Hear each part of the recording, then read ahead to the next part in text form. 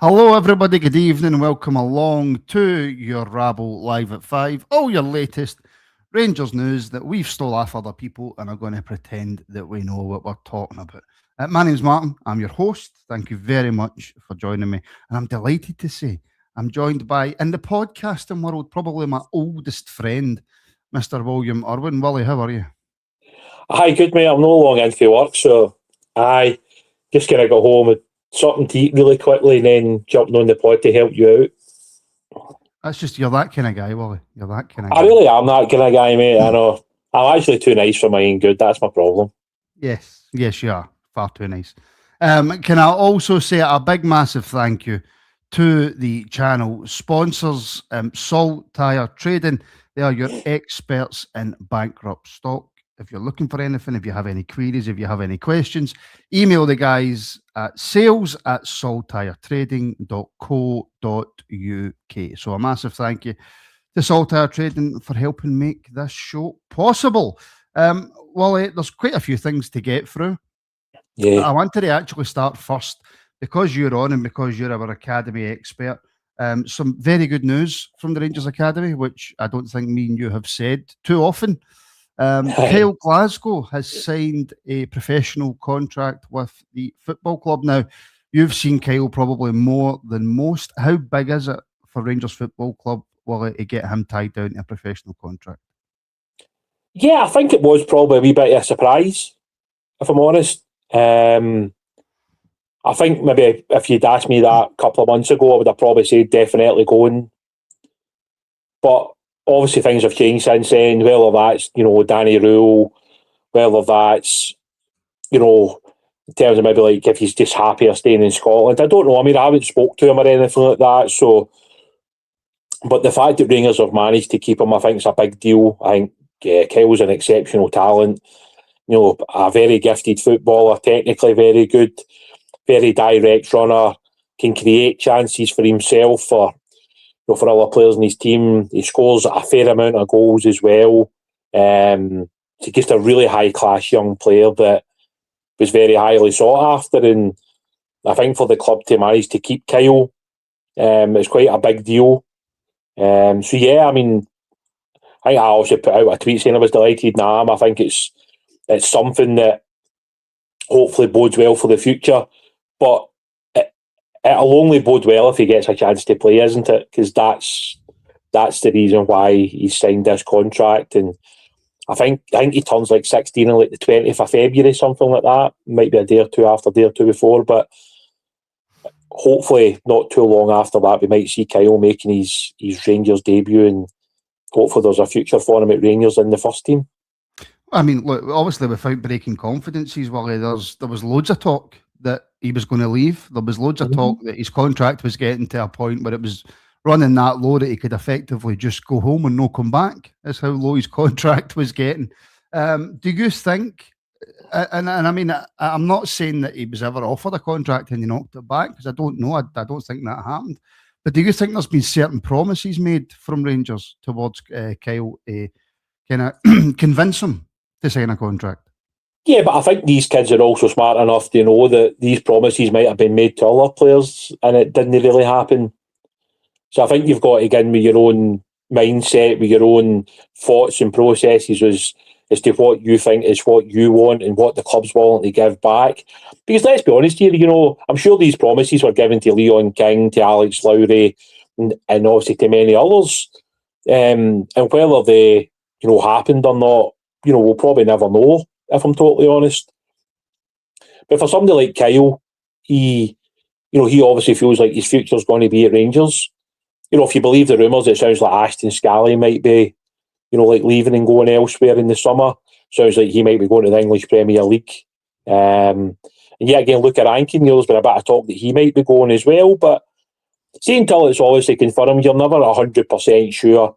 But yeah, look, it is good news that Kyle's staying. There's no doubt about it. The kids get real quality, and obviously when he did the Outcast interview, I don't know if that was kind of unexpected that he was going to put that out there. I don't know if his agents were aware that he was going to do that, but it's great for Kyle. He obviously loves Rangers. He's a Rangers fan. He cares about the club. He wants to be here.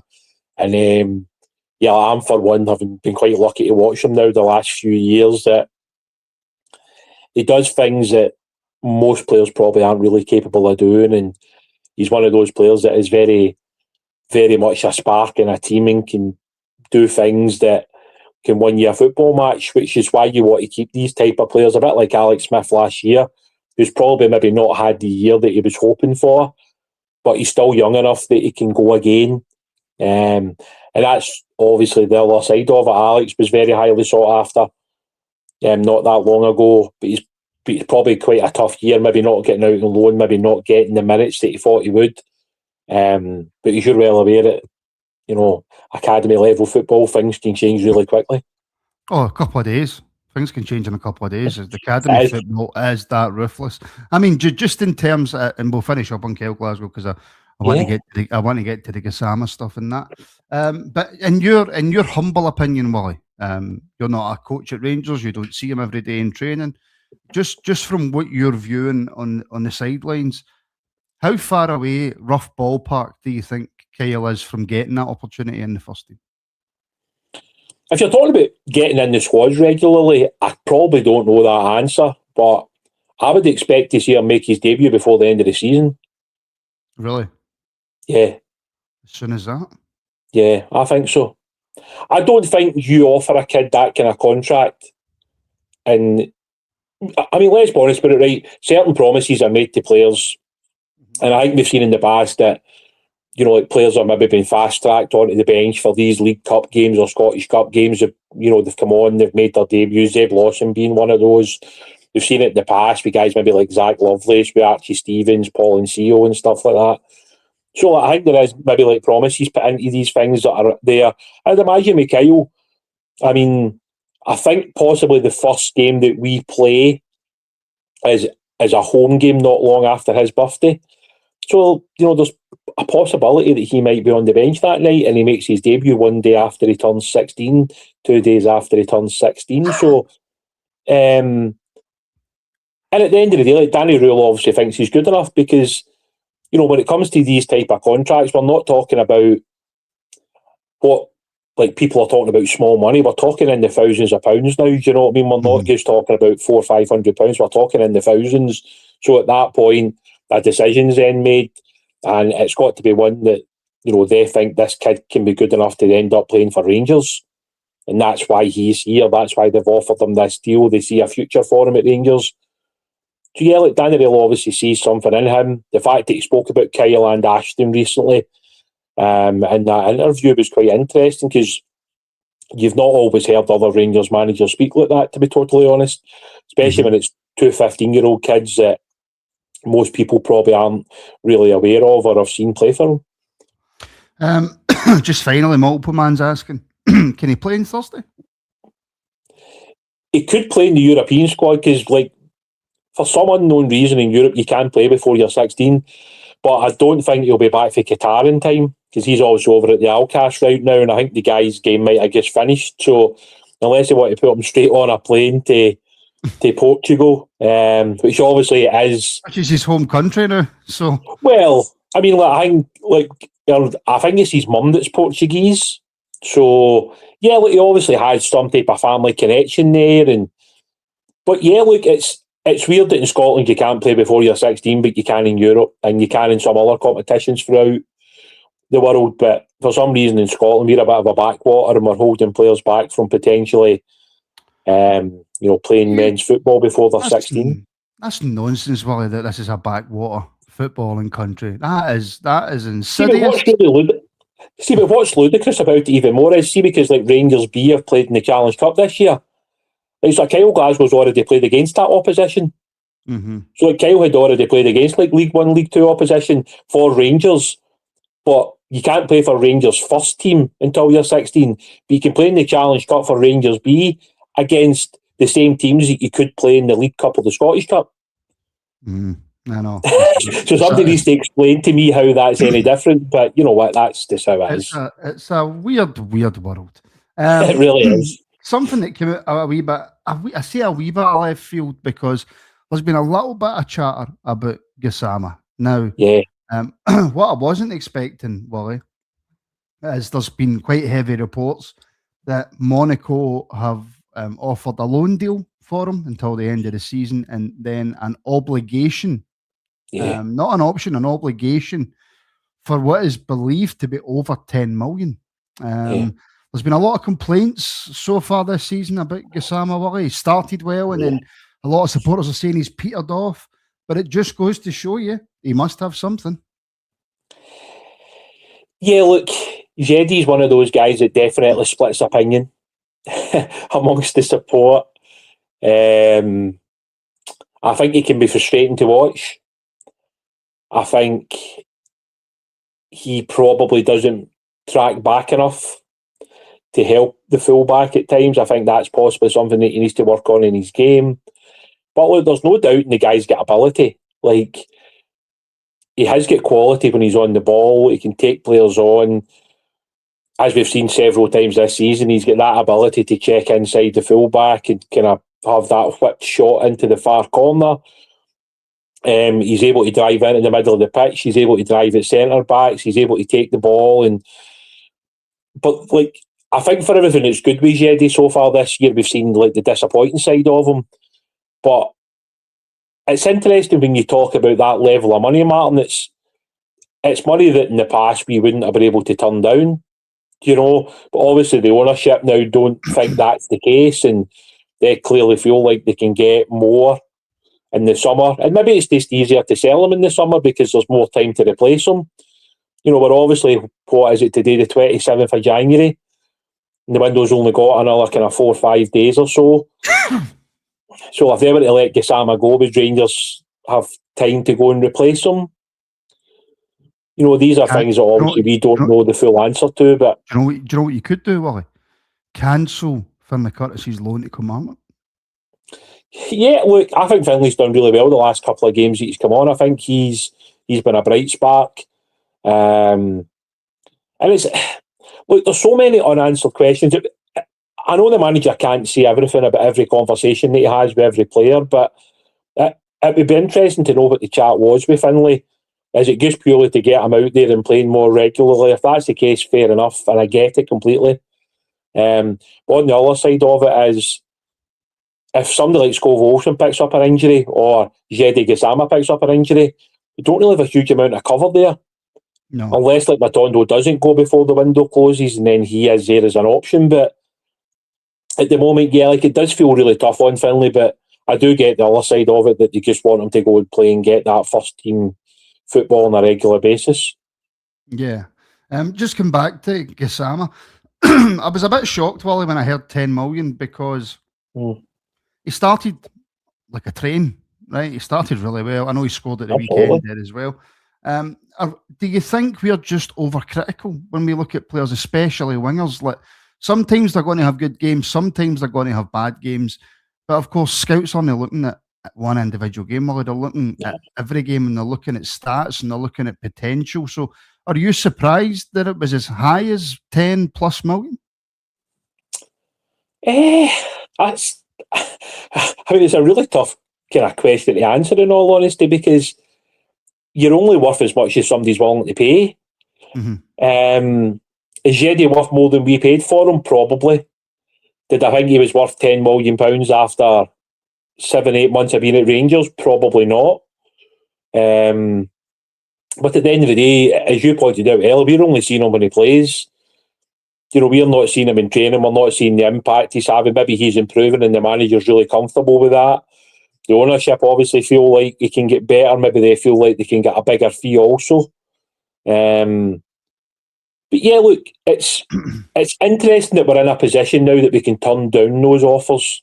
Mm-hmm.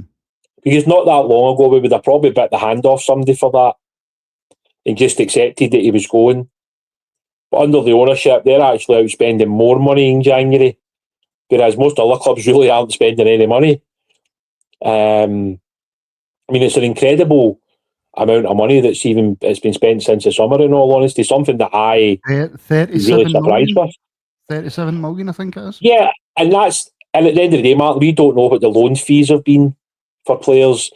You know, the wages have probably increased quite substantially.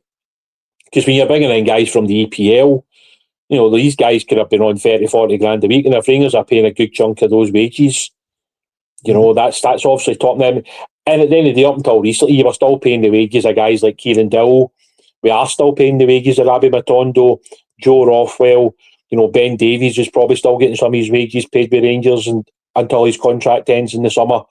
So it's interesting. And it sounds like the next 4 or 5 days are going to be quite busy for Rangers, with players coming in and going out the door. Because if you believe some of the bits and bobs that's online today that I was kind of reading on my break at work, it looks like Rothwell could go. It looks like the club are prepared to let Matondo leave for free just to clear the wages because his contract's up in the summer anyway. Obviously, it looks like Danilo could be off to Paphos, but there is other offers there now. Obviously, Gassama's had a bid put in for him.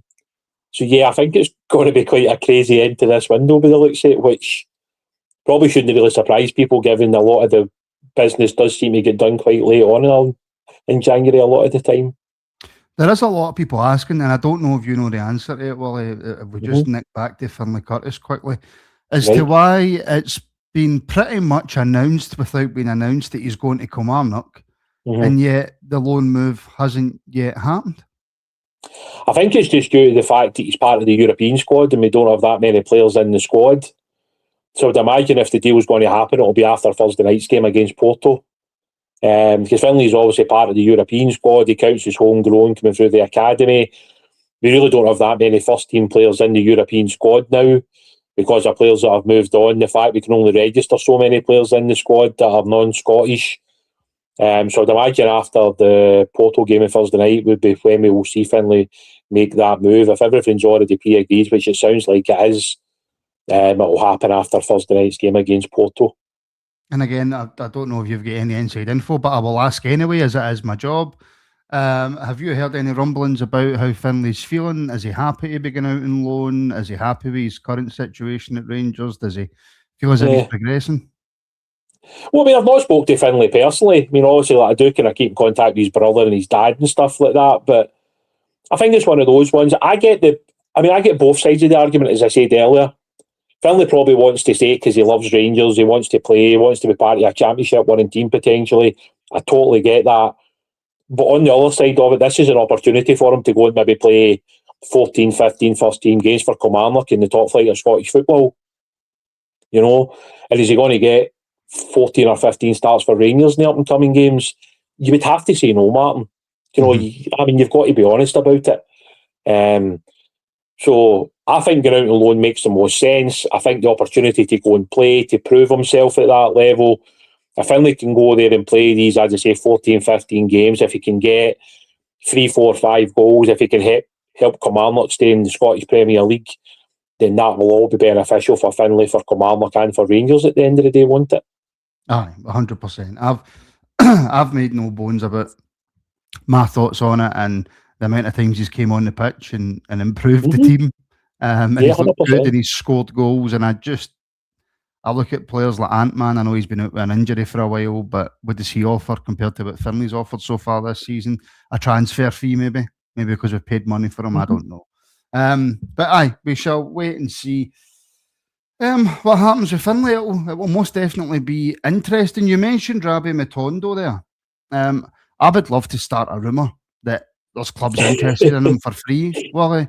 But I would imagine, and I'm scouring my brain thinking, right, even if we have put a letter out to every club in world football to go, we will give you this player and we'll pay for his playing fare, right? Who's taking him, Wally? See, the thing with Rabbi Matondo is there will always be teams and coaches and managers out there that will take him because he has that rapid pace. And when Rabbi's on it, he is a good player. The unfortunate side of it is you don't see anywhere near enough of it. But if somebody can get that out of Rabbi, there is no doubt there's a player in there. We didn't see it and we've not seen it enough.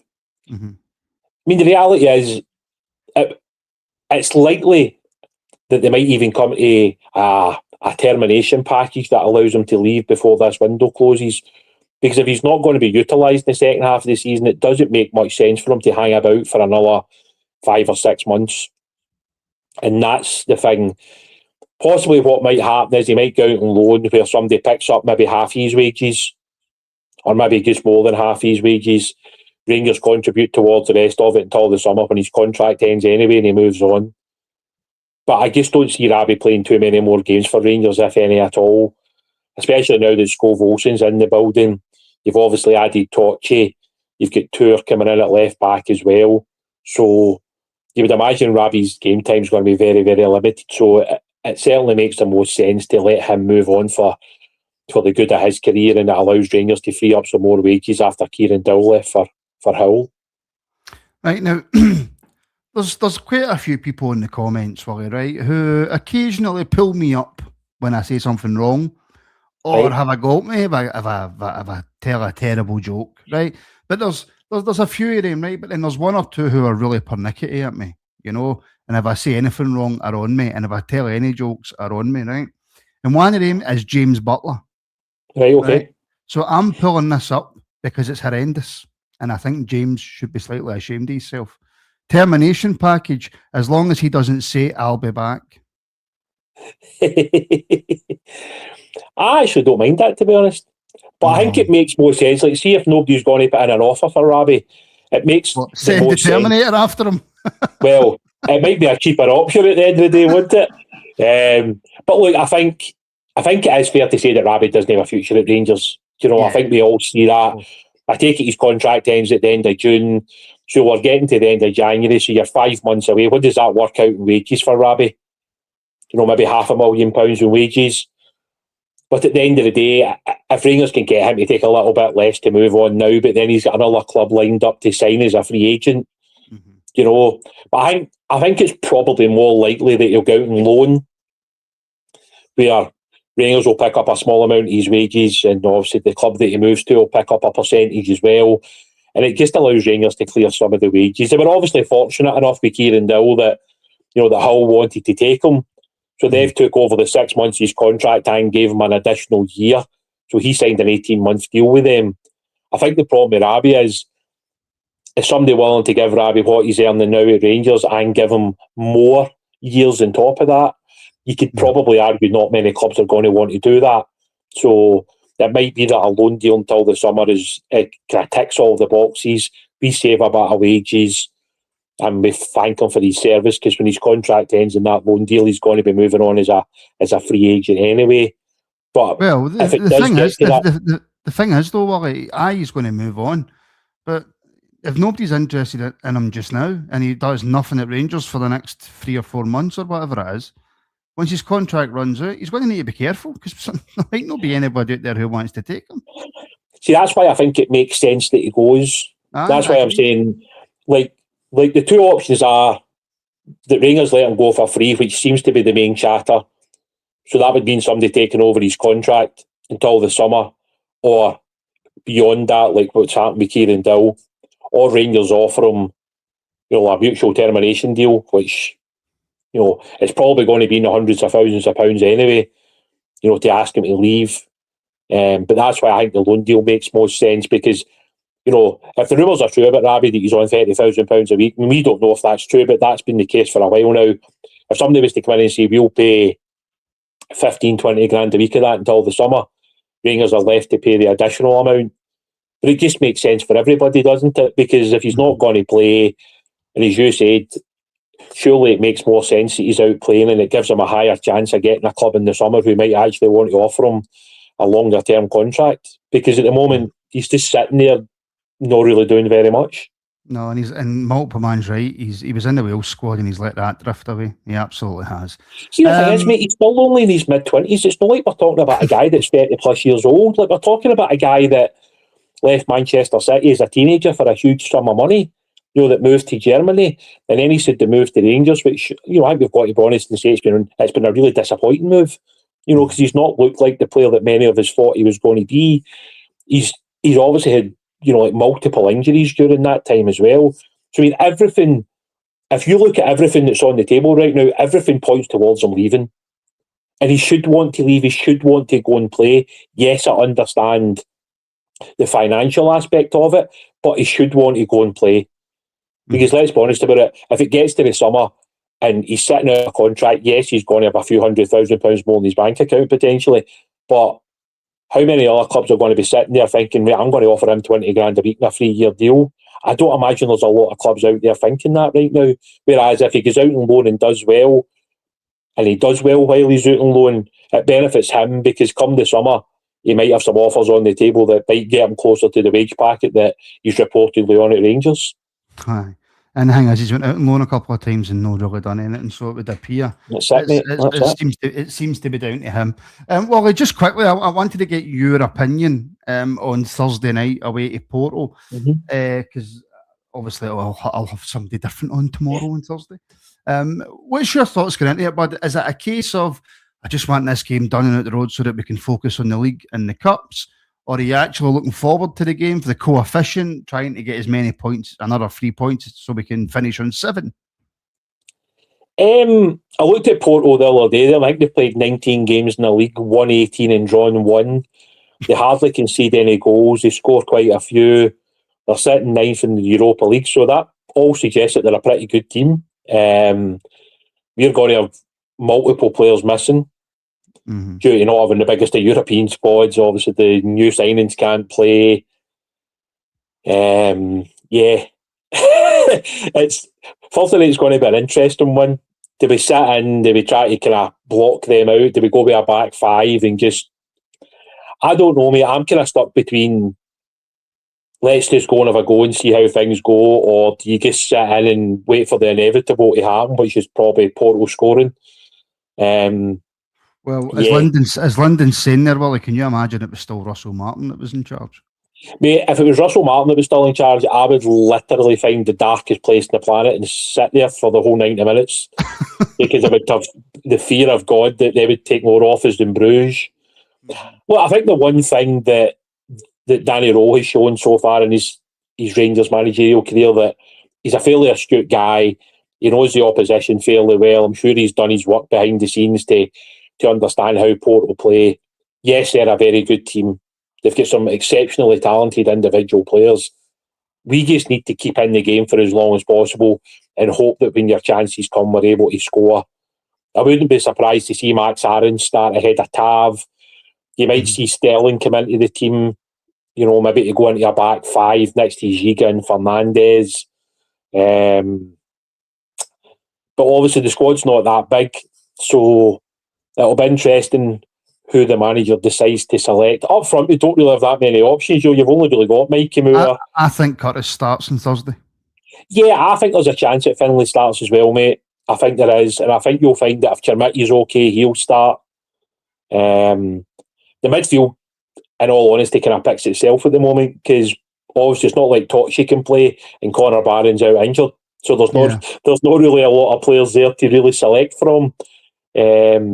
I think in a lot of ways the team picks itself, but it'll just be interesting to see, do we set up with a 4, do we set up with a 5 at the back, and do we look to counter attack on them? Wally, can I just break in just very, very quickly? I don't know how true this is, but as the reports are flying about on Twitter, being told Norwich City want Rangers Rabbe Matondo on loan for the rest of the season. Well, Philip Clement obviously knows him, doesn't he? And to be fair, you could argue that he probably got some of the better performances out of Rabbe, didn't he? During his tenure at Rangers. And they're a club that probably could take his wages. And if it's one of those, it's only for 5 months deals, it might just suit all parties concerned, Martin. Because at the end of the day, without kind of going through the whole repeat, as what we said, it literally makes no sense for Rabbe to remain here until the end of the season. None whatsoever. I think anybody that's connected with the football club would agree to that. And for Rabbe, mate, go and play, go and show everybody that you're a good player. And if you can show that, maybe Norwich offer you a longer term contract and maybe you help them get into the playoffs, because, so he seems to be doing a great job there, Clement, which isn't a surprise, because I thought he was a pretty good Rangers manager, in all honesty. He was maybe just unfortunate that he wasn't in charge when the new ownership came in, because he might well have got the backing that maybe he didn't really get, you would have to say. 100%. And can I just say, I read the comments and I seen you saying Clement wanted him, but I don't believe yous, Ross. I just don't believe yous. So I looked it up and then passed it off as that I had found it, and that's what I will I continue. mean, I've got to be honest here, right? See somebody that's running a podcast and you're basically telling the guys in the chats that they're talking nonsense. That's probably not a good way to keep a podcast people happy. Do you know that? Do you want to know what's ironic? It's normally the ones that are highlighted in green that talk Right. nonsense. The ones that are highlighted in blue are all right. It seems to be the ones that are highlighted in green. I know that was the chat at work today. When are we going to see our first blue card? And I was like, I know. That was that. I mean, that's what it's like. When are we going to see brilliant. Celtic's first red card in 87 games rescinded? I know. Anyway, I really don't want to go there. Just want to quickly pick up on this one. Very positive reports. This is from Ewan Booth Robertson on X or Twitter. All right. Very positive reports from my German colleagues at Transfer Market on Ryan Nadiri. Rangers bid around €3 million submitted, but Hansa Rostock went closer to the club record fee of 5.1 million euros. 5.1 million euros. Is that about £4.5 million or something like that? Something like that. But this is the next part. Bundesliga clubs and RB Salzburg are also keen. No pressure to sell. Player wants Ibrox. Yeah, I mean, I actually know Ewan quite well, so maybe message him, ask him a wee bit more on that. But yeah, it seems like a lot of money for a guy in the third division in Germany. I know I've not seen him, so I'm not going to sit here and say he's not good enough or whatever. It seems like a hell of a lot of money for a guy that has mainly had his best spell of football at that level. That seems like a hell of a lot of money. I think that's more than we paid for Cyril Dessers. Do you know what I mean? So it seems like a lot of money. Do you not think the fact that there's Bundesliga clubs and Salzburg who do spend money on players' interest is maybe it's giving Rostock the opportunity to go, no, we want 5 million. Yeah, look, see, at the end of the day, see the fact he's under contract, I think he's still got a few years left in his contract. They are absolutely within their rights to say that they want that money. It's a bit like Rangers with Jedi Gassama. Jedi's under contract until, 2029? Something like that. So, like, Rangers don't need to sell, just like Hansa Rostock don't need to sell Nadiri. I'm pretty certain Rangers will have all their irons in the fire if they feel like this deal's not going to happen. They'll have other players that they'll be looking at, and they'll have other targets should the first one fail or the second one fail, because that's what you've got to do. But clearly there's a knock-on effect here, Martin, as we always say, because once Danilo moves, that frees up the wages for another move. Once Matondo moves, that frees up wages. Same, I would imagine as soon as Rothwell is out the door, you'll probably find it will be linked to another, midfield player, I would imagine. Yeah. Certainly hope so, anyway. Certainly hope so. Right, folks, that is us. Just before we go, can I just say a massive thank you to channel legend Jim Sloan, who has gifted 5 Rangers Rabble podcast memberships. Thank you very much, Jim, and congratulations to the lucky 5 who got that. You can join us tonight at 7 p.m. For your Thompson Tuesdays, where they'll be discussing everything that we've discussed today and more. So your Thompson Tuesdays is live at 7 o'clock. Thank you to everybody in the comments, everybody who put a question in, and for all the likes and shares that you give us all the time, whether it's on YouTube, whether it's on Facebook or Twitter or TikTok or Instagram or MySpace or Bebo or MSN Messenger, whatever it is. Oh, Bebo. I loved Bebo. That was great. I never ever used it. I think I used it once. Was Bebo the one you could put the picture in the background? Yeah, and you could put like wee widgets and all that, like the countdown to your holidays and all the wee dancing and things. I love Bebo. That was like that and MSN Messenger back in the day. Yes, MSN Messenger. That's what I used. I never used Bebo. See, we're showing we're ancient. There's probably guys in their 20s and they can't go, these two guys are absolutely ancient. Like, what's Bebo? Because that didn't even exist when I was born. I know my daughter called me a boomer today. I don't even know what that is. I have no idea, Bobby. No idea. I'm sure it's probably something highly offensive. It's probably, I probably just get the show cancelled. I don't know. But listen, that will do us there, folks. Willie, mate, as always, pleasure. Cheers, mate. Thanks for having me on. And this is the shortest show that me and William have ever done. That's because my dinner's on and my wife's currently running my bath for me. That's how good my wife is. She's made my dinner and she's running me a bath. And I need to pick my daughter up in 9 minutes. So I will leave it there. Thank you very, very much for watching. Willie, do you know who Alex's favourite player is? Rabbi Matondo. Na na na na na na na na na na na na Nico Raskin.